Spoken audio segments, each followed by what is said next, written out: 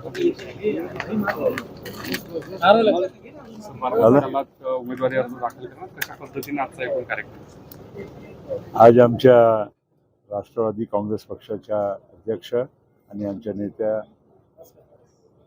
आदरणीय सुनेत्रा वहिनी पवार यांच्या अर्ज दाखल करायचा आहे बारामती विधानसभेच्या या पोटनिवडणुकीमध्ये आणि त्याकरिता मी सर्व राष्ट्रवादी काँग्रेस पक्षाचे कार्यकर्ते, सर्व आमदार, खासदार आणि मंत्री आज बारामतीला आम्ही आलेलो आहोत आणि आम्हाला खात्री आहे की या बारामतीच्या जनतेने ज्या पद्धतीनं अजितदादावर प्रचंड प्रेम केलं, साथ दिलं, त्या आमच्या सुनेत्रा बहिणीला पण तसंच प्रमाणे प्रेम आणि सहकार्य करतील.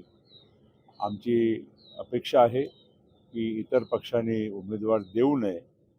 काहीतरी बातमी आलेली आहे की कोणी अर्ज भरणार आहे, पण तरी देखील नेता दिवंगत आदरणीय अजीतदादा पवार के दुखद निधन के बाद बारामती में आज उसी विधानसभा के बाई इलेक्शन हो रहे हैं और उसके नामांकन के लिए हमारी नेता, पार्टी के अध्यक्ष, महाराष्ट्र की उप मुख्यमंत्री श्रीमती सुनेत्रा अजीतदादा पवार, इनका नामांकन भरने के लिए मैं और हमारे पूरे पार्टी के सभी विधायक, सभी खासदार, एमपीज, मंत्री और कार्यकर्ता बड़े संख्या में यहाँ पर आए हुए हैं और हम चाहेंगे कि इस चुनाव में सभी लोगों ने पूरा साथ देकर सुनेत्रा अजीतदादा पवार जी को बिन विरोध अगर चुनकर दिया तो एक प्रकार से अजीत दादा के प्रति सही श्रद्धांजलि होगी.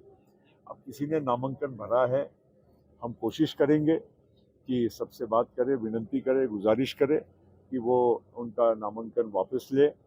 आखिर अजीत दादा ठीक है, एक पार्टी के अध्यक्ष थे, उप मुख्यमंत्री थे, लेकिन वो उनके अंतिम संस्कार के समय हमने देखा कि पूरे महाराष्ट्र का जनसागर, सभी नेता, सभी पार्टियों के सभी लोगों की तरफ से उनके प्रति सभी ने श्रद्धा सुमन यहाँ पर अर्पित किए. तो हम चाहेंगे कि ये एक चुनाव उनके निधन के बाद ये हो रहा है, हमारी नेता सुनेत्रा जी खड़ी हैं, तो सभी लोगों ने उनको साथ देकर उनको बिना किसी इलेक्शन के चुनकर दिया, तो ये अजीत दादा को सही श्रद्धांजलि होगी. हम प्रयत्न कर रहे हैं. मैंने कल आदरणीय खड़गे जी जो कांग्रेस के अध्यक्ष हैं, उनको कल भी परसों भी 2-3 दिन ट्राई किया कि मैं उनसे निवेदन करूं. बाकी भी सभी पार्टियों के नेताओं से, माननीय उद्धव जी से, एकनाथ जी से, देवेंद्र जी से, रामदास आठवले जी से और आदरणीय पवार साहब, सुप्रिया जी, सभी से विनंती हम लोगों ने की है.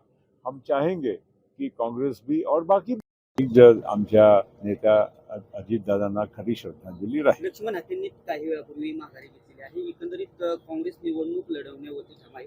काही वरिष्ठ पातळीवरती काही चर्चा चालू आहे.